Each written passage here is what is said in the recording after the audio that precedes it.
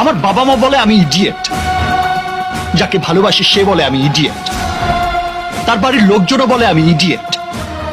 কিন্তু এই ইডিয়েট যে গোটা দুনিয়াটাকে ইডিয়েট বানাতে পারে, সেটা প্রমাণ করার জন্য যা করার প্রয়োজন ছিল আমি তাই করেছি। কি সেটা? একটা সুযোগ।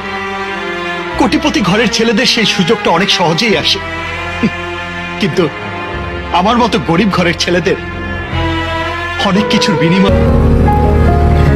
তোমার কাছে কিছু চেয়ে পাইনি এমনটা কখনো হয় না, এমনকি আমার কখনো চাইতেও হয়নি। তুমি এমনিতে ভূত হয়ে গেছো, আমি কি চাই? আজ আমি আমার সর্বশক্তি আরবকে চাই, তুমি কি দেবে বাবা?